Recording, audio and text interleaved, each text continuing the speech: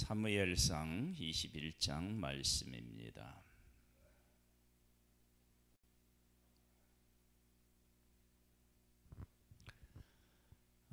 20장에 보면 그 요나단과 사울이 사울 아버지와 아들 요나단이 다윗에 대해서 이야기하는 내용 중에 이런 말씀이 나옵니다. 이런 이야기가 나와요. 20장 33절에 보면 32절로부터 볼까요? 요나단이 그의 아버지 사울에게 대답하여 이르되 그가 죽을 일이 무엇이니까 무엇을 행하였나이까 사울이 요나단에게 단창을 던져 죽이려 한지라. 요나단이 그의 아버지가 다윗을 죽이기로 결심한 줄 알고 심히 노하여 식탁에서 떠나고 그 달의 둘째 날에는 먹지 아니하였으니 이는 그의 아버지가 다윗을 욕되게 하였으므로 다윗을 위하여 슬퍼함이었더라. 사울은 다윗 편에 섰다고 그의 사랑하는 아들 그리고 의지하는 아들 요나단마저도 죽이려고 하는 그러한 때입니다. 그러니까 이러한 때에 다윗이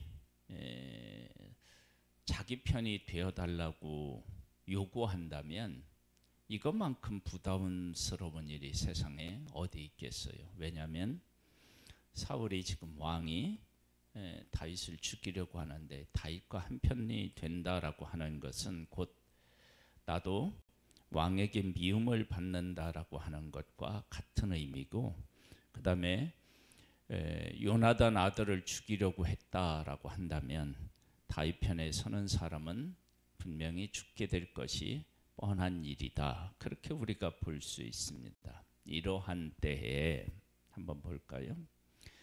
다윗이 노베에 가서 제사장 아히멜렉에 이르니 아히멜렉이 떨며 다윗을 영접하여 그에게 이르되 어찌하여 네가 홀로 있고 함께하는 자가 아무도 없느냐 하니. 그러니까 지금 아히멜렉이 떨면서 다윗을 영접했다 그러면 다윗도 이 아히멜렉도 사울과 다윗 사이에 있는 일들을 속속들이는 알지 못했을지라도 알고 있었음을 우리가 짐작해 볼 수 있습니다. 그런데 그 다윗을 영접했습니다. 이것은 지금 사울이 다윗을 죽이려고 하고 다윗 편에 있는 사람도 사울에 의해서 큰 고난을 겪는 핍박을 받는 그러한 때이지만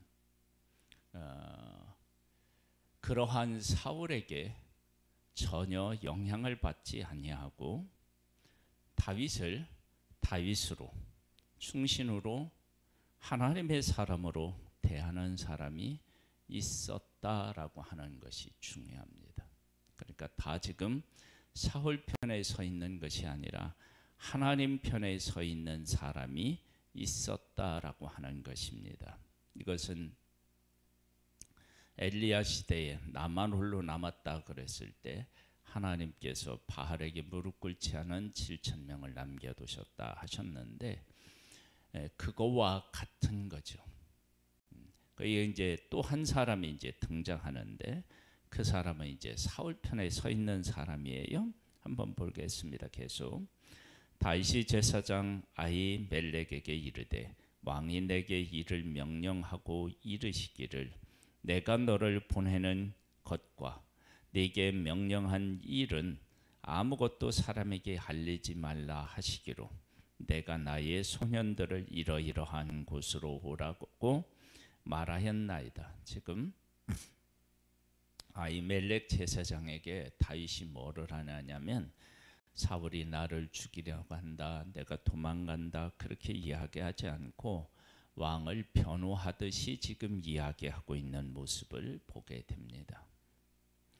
이제 당신의 수중에 무엇이 있나이까? 떡 5덩이나 무엇이나 있는 대로 내 손에 주소서 하니, 제사장이 다윗에게 대답하여 이르되 보통 떡은 내 수중에 없으나 거룩한 떡은 있나니 그 소년들이 여자를 가까이만 하지 아니하였으면 주리라 하는지라. 다윗이 제사장에게 대답하여 이르되 우리가 참으로 3일 동안이나 여자를 가까이 하지 아니하였나이다. 내가 떠난 길이 보통 여행이라도 소년의 그릇이 성결하겠거든 하물며 오늘 그들의 그릇이 성결하지 아니하겠나이까 하매, 제사장이 그 거룩한 떡을 주었으니 거기는 진설병 여호와 앞에서 물려낸 떡밖에 없었음이라. 이 떡은 더운 떡을 드리는 날에 물려낸 것이더라.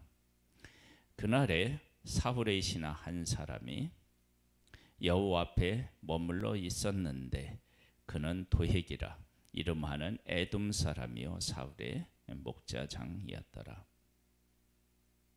여기에 보면 어떻게 나와 있냐면 여호와 앞에 머물러 있었다. 그러니까 하나님하고 관련된 어떤 일들을 했고 또 장소가 이곳인데 그는 하나님하고는 전혀 관계가 없는 사람이었다. 이제 하나님께서 사울을 버리고 다윗을 선택했는데 사울은 그것을 인정하지 않고 다윗을 지금 죽이려고 하고 있고, 사람들에게 무엇을 지금 강요하고 있느냐면 내 편에 서서 다윗을 대적하여 죽이라. 그런 일이 이스라엘 전체적으로 다 공공연하게 다 이렇게 알려져 있을 때 아히멜렉이라고 하는 제사장은 그와 같은 사울의 영향을 받지 않고 어떻게 하느냐면 다윗을 영접했다. 그리고 그에게 떡을 주었고요. 그 다음에 또 어떤 일이 있느냐. 다윗이 아히멜렉에게 이르되 여기 당신의 수중에 창이나 칼이 없나이까? 왕의 일이 급함으로 내가 내 칼과 무기를 가지지 못하였나이다 하니, 제사장이 이르되 네가 엘라 골짜기에서 죽인 블레셋 사람 골리앗의 칼이 보자기에 쌓여 에봇대에 있으니 네가 그것을 가지려거든 가지라. 여기는 그것밖에 다른 것이 없느니라 하는지라. 다윗이 이르되 그 같은 것이 또 없나니 내게 주소서 하더라. 그래서 칼까지 줘요. 물론 지금 다윗이 사울이 나를 이렇게 대하고 있다라고 아비멜렉에게 하지 않았지만, 그러나 이걸 전혀 모르고 살았을 리는 없겠죠. 그런데 그렇게 영접하고 떡을 주고 또 칼까지 줘요. 그러면 이것은 오해의 소지가 있는데 나중에 이것 때문에 아히멜렉에 속한 사람들이 다 죽어요. 그런 일들이 생기거든요. 그런데도 다윗을 이렇게 대하는 사람이 있었다라고 하는 것을 우리에게 보여주고 있습니다. 그 다음에요, 이제 아히멜렉이 다윗을 영접했다라고 하는 거예요. 그 다음에는 또 어떤 일이 일어나느냐. 그날에 다윗이 사울을 두려워하여 일어나 도망하여 가드 왕 아기스에게로 가니, 아기스의 신하들이 아기스에게 말하되 이는 그 땅의 왕 다윗이 아내니까 무리가 춤추며 이 사람의 일을 노래하여 이르되 사울이 죽인 자는 천천히요 다윗은 만만이로다 하지 아니하였나이까 한지라. 다윗이 이 말을 그의 마음에 두고 가드 왕 아기스를 심히 두려워하여 그들 앞에서 그의 행동을 변하여 미친 채 하고 대문짝에 극적거리며 침을 수염에 흘리매, 아기스가 그의 신하에게 이르되 너희도 보거니와 이 사람이 미치광이로다. 어찌하여 그를 내게로 데려왔느냐. 내게 미치광이가 부족하여서 너희가 이 자를 데려다가 내 앞에서 미친 짓 하게 하느냐. 이 자가 어찌 내 집에 들어오겠느냐 하니라. 지금 이제 다윗은 미친 채 하는데, 이 미친 채 하는 것 이전에 뭐냐면, 사울은 자기를 그렇게 죽이려고 쫓아다니는데 사울을 변호하듯이 아비멜렉에게 이야기하고요. 그리고 나서 지금 미친 채 하고 나서 노래를 부른 게 시편 34편입니다. 시편 34편을 한번 볼까요?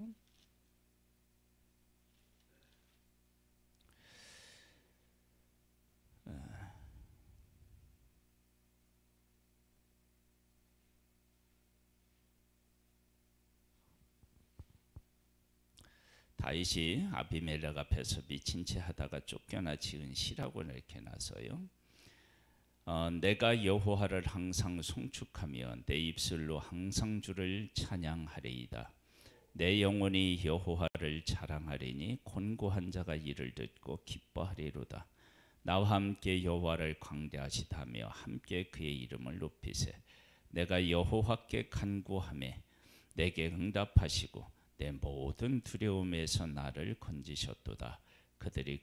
그들이 주를 앙망하고 광채를 내었으니 그들의 얼굴은 부끄럽지 아니하리로다. 이 곤고한 자가 부르짖음에 여호와께서 들으시고 그의 모든 환난에서 구원하셨도다. 다윗이 노래를 해요. 지금 우리가 이제 무엇에 지금 초점을 맞추면서 이 말씀을 보고 있느냐 그러면, 사울이 다윗을 죽이려고 한다는 것은 온 국민이 다 아는 거예요. 대부분 그럴 수밖에 없어요. 저 산골짜기에서 아무런 사람과 접촉하지 않는 사람 외에는 웬만한 사람은 다 아는 일인데, 그럼에도 불구하고 그 사울이 다윗을 죽이려고 하는데 영향을 받지 않고 다윗을 영접한 사람이 있었고, 다윗은 사울이 그렇게 죽이려고 하는데 사울을 변호하는 모습을 보게 되고요. 그리고 하나님이 기름 부으셨는데 기름 부음 받은 자기가 이렇게 죽음의 위협을 느끼면서 도망다녀야 하는데 하나님을 지금 노래하고 있어요. 그 보호하심, 그 인도하심을 노래하고 있다고요.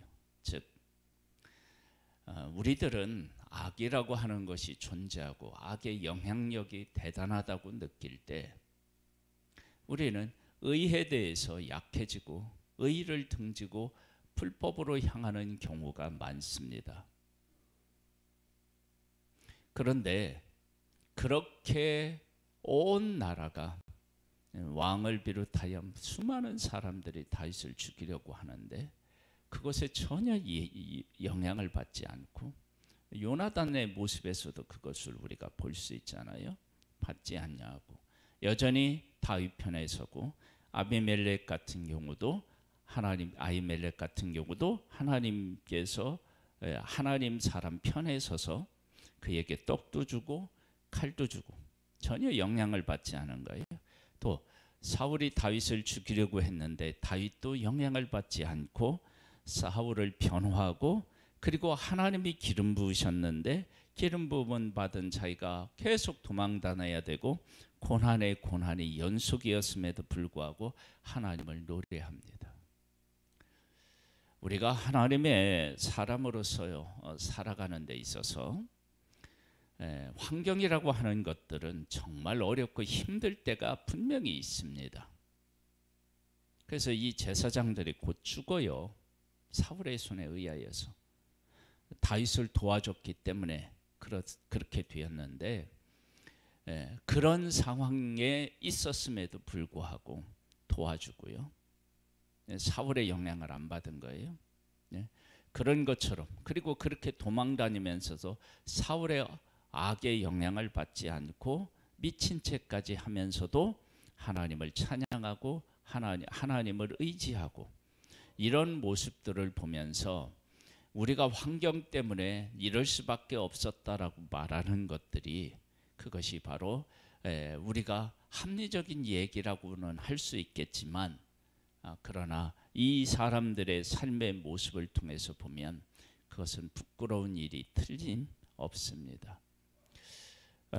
우리의 삶이 하나님과 함께하면 사울이 다윗을 죽이려고 하는 악, 수많은 사람이 사울 편에 서서 다윗을 해하려고 하는 그런 것에 영향을 받지 아니하고 하나님의 뜻 편에 서서 하나님의 뜻을 이룰 수 있는 그런 사람으로 살아갈 수 있음을 우리에게 보여주고 있고 우리에게 그것을 요구하고 있습니다.